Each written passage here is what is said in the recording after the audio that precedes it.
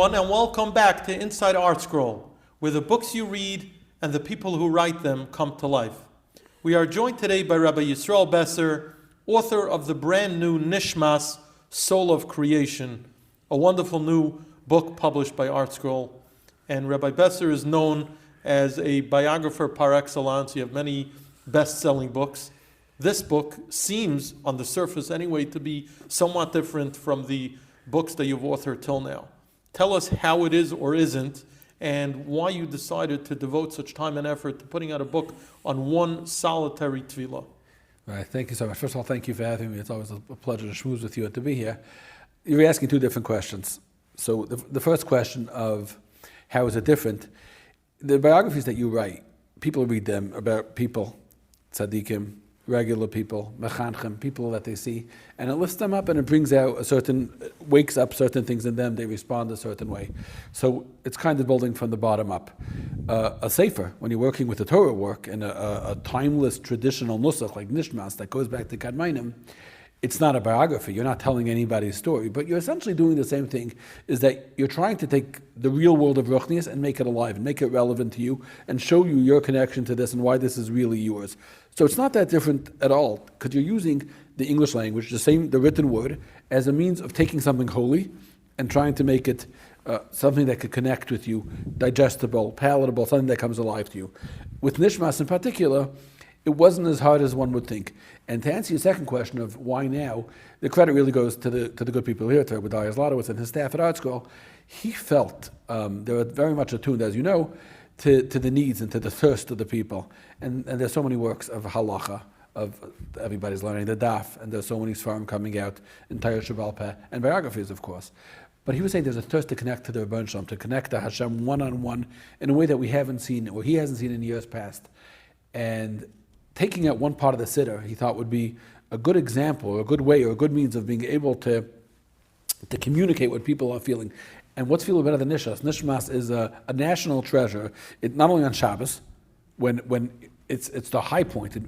By Yidden who really daven, I can't say that I experience Nishmas moments every single Shabbos, but when you're having a good Shabbos and you're actually on time and you have a little Yishuv Adas and you said Psukei Zimmer like a mensch, it comes to Nishmas. There's almost a pause in shul, and then Nishmas.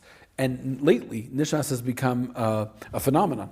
It's across the world. People, it's really, I shouldn't say the word lately, because it's really a school that goes back Midarayaris, to use this tefillah as a means. People are going through a difficult circumstance, and people are going through a difficult situation, legal, medical, otherwise, Rahman al-Tzon, commit to saying Nishmas, either barabim, or with their spouse, or with their children, when they come out of it, and they've seen wonders.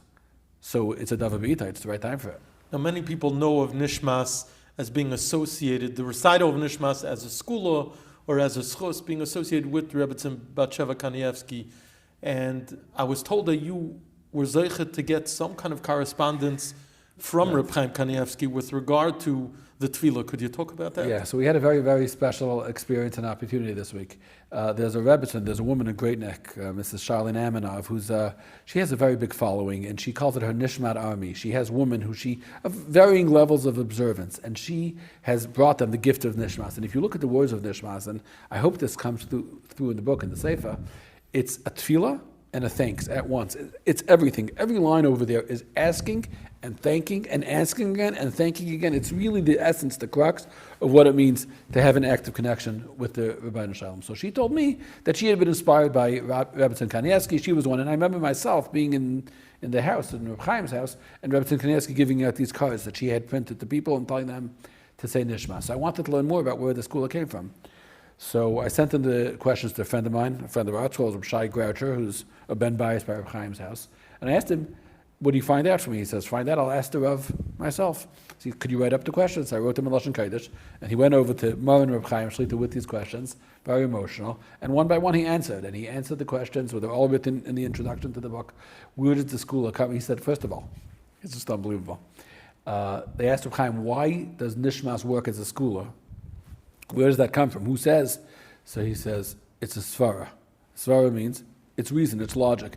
Now we know, you heard this in yeshiva, I'm sure, that people said that a svara of the Rosh, where the Rosh says, my heart tells me it's more than a raya. To me, that Rav Chaim Kanievsky, whose mind is purified and refined by 90 years of intense Torah learning, says it's a svara, it's logical to me that saying Nishmas should bring an abundance of shefa, of blessing, that's more powerful than 50 Mara Makaimas, which we know he's capable of.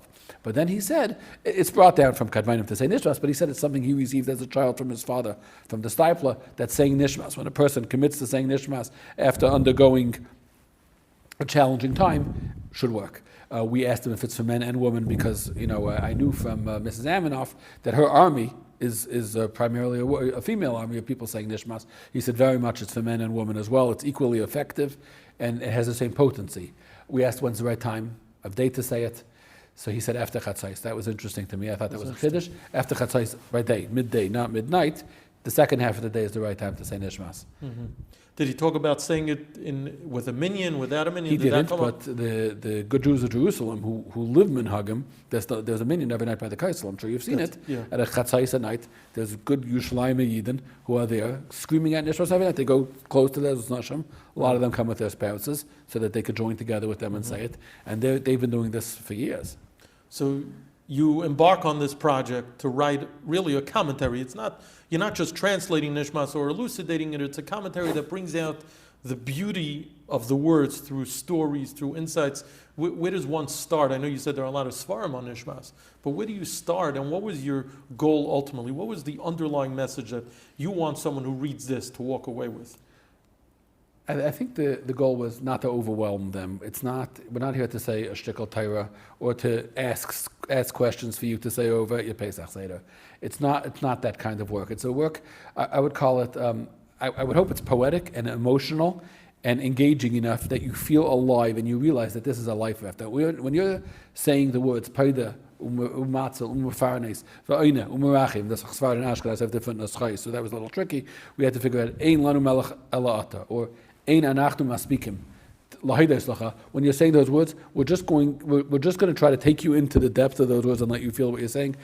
There's not a lot of what you'd call based medrash Torah, a lot of back and forth. There is a lot of stories and insights into the choice of words by the Kadmainim. We read a little bit in the origins of Nishmas are unclear. Who wrote it? Mm-hmm. There are different shitas, and we brought down the different Rishonim in the introduction, of course, but it was written by Heilig Yidden, by Malachim. And whoever wrote those words, there's kavanah, some of it is in the Gemara and Psachim, the Gemara in other places, in Brachas, and whoever put it together was doing so with some sort of Ruach HaKodesh. So we tried our best to let you feel what they were trying to convey. Is there one part of Nishmas that maybe prior to working on this, you had a kind of a superficial understanding, and then you came across a vart or a story that brought it to a whole new level? Yeah. Actually, that's something that every week, since I don't say it every day yet. I say it Shabbos. Nishmas kol chayt v'arches thing. Paidum v'chal ein lanu melech b'chal yisrael ein lanu melech ela ata. It goes on. So there's a machlekes. Whether the words ein lanu melech ela ata going, we have no king other than you, right? The word before the merachim chal eis tzara v'tzuka, comma, and then another thing is ein lanu melech ela ata. There are those who say, I think the Shlach Kaddish says this. That b'chol eis tzara v'tzuka ein lanu melech ela ata. When things are really difficult, that's when you most sense that ein lanu melech ela ata. So it's specifically part of the trait is b'chol eis tzara v'tzuka. Those are the words that are framing the next words. Mm-hmm. When things are really difficult, that's when we have a new understanding. And I know, and everybody has been through difficult times in their life. Midbar Shalom protect us, knows the sense of feeling completely alone, and there's really nobody you could turn to if it's medical, if it's legal, if it's educational, if it's financial, and all the people who you thought could help you aren't there. And for the first time, you feel like, I only have you. So that was an epiphany to me. And we're still basking in the glow. I think you would be proud to say we're still basking in the glow of the Rabbi Trank book, which was your beautiful creation. But on the way in here to this conversation, you commented that this new book changed you. Now we know that the Rabbi Trank book also changed you, changed me, changed a lot of us. How did this change you differently? I think that you say Nishmas with a little bit of kavana, and you realize the precision and the complexity of every single detail. Of you don't look at a sunset the same, or I left Montreal this morning, it was snowing. You don't look at a snowflake the same. you realize, you start to see things a little deeper. The blinders are off a little bit, and you're able to perceive what's really going on in creation and your role in creation, because the Rebbetzin Shalom who made all of that put you in this world, and he made you with the same precision. His artistry is not, only reserved for Niagara Falls. It's also you. And you start to see a little bit from these words. If you take a moment to contemplate what they mean and what they're saying, you start to see things a little deeper, a little more, and things don't bother you as much, because it's a little bit of hashgacha pratis, it's a little bit of emunah, and it's an overriding sense of thanks, of gratitude, of knowing that he's in the driver's seat. Now, it's quite prevalent now, this Thank You Hashem movement. We see bumper stickers, songs. Many people would scoff at it on a certain level as being superficial. It's a bumper sticker. Would you say that, because that's what Nishmas really is, it's Thank You Hashem for everything, on every level. Would you say that this kind of brings depth to that movement? And I'm not knocking it, I'm just... For sure. Look, there's definitely an overlap, and they definitely segue one into the other. I want to tell you a story, if it's okay. There's Yid, Benny Fischoff, he should be gesund and stark. So he once told me, you're a very musical person. Maybe, he made up a song, and the words of the songs are I don't know if it ever achieved internationally, I don't know if it ever became, but it's a very beautiful song. Mordechai David sang it, others sang it. I think it was on his son Avi produced an album, and I think MBD sings it on the... Wow. I think so. Right. I think so, if I'm not mistaken. So he told me how he made up that song. His wife, Allah Shalom, was very sick. She was in the hospital in Manhattan.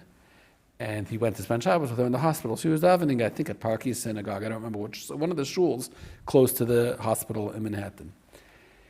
And it was a very challenging time in his life. His wife wasn't well. She was a young woman. And the prognosis was not good. And he said he was saying Nishmas. He was davening. And he got to the words, and he started to sing to himself. And he was saying Lanu. And he was saying it. And he couldn't get past it, because everything came down to and you could do anything, and there's only you. And those two thoughts were carrying him. And he said the words again and again and again. He said it so many times. The niggin came out, and he was singing it to himself under his talis. He sang it for so long that when they called him up for an aliyah, he was still in the middle of Nishmas. Shema Nesrei, laning. He's a Garach Chassid. He's a Peilishid. He's not a person who's just prone to emotion. It's not that type. He's a cerebral person. But he connected with the words in such a powerful way. And he told me that at that moment, everything was all right. His wife was sick. Ultimately, she passed away. But everything was good. Going back to Thank You Hashem, that story, that's Nishmas to me. That's the whole Nishmas, really. It's all a song. Thank You Hashem is saying that it's an affirmation, maybe is the word for it, that you're in control of everything. And it empowers a lot of people. A lot of people are only able to get through the day by having that bumper sticker or hashtag or mug or whatever it is. Of course it's not cheap. Of course it's real, because it comes from the very core of a Yid's awareness that maybe you had a fender bender, and maybe you're going to be late for your next appointment because of it, because you have to, and maybe there's traffic, and maybe the weather's not good and your flight was canceled. There's a lot of things that go wrong in everybody's day.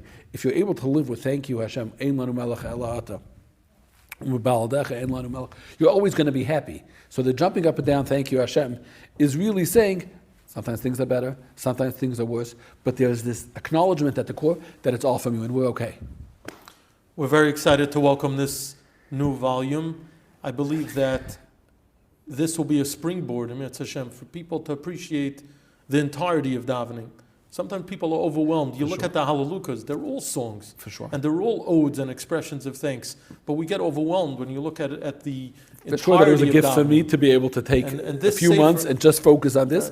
And I can imagine that anybody who does this with any part of tefillah will find the same magic. We appreciate the gift that you've given us, opening our eyes to the beauty of Nishmas. I have to thank ArtScroll for giving me the opportunity to do it. And Hashem, we look forward to many other such volumes enhancing our tefillah. Thank you. Thank you.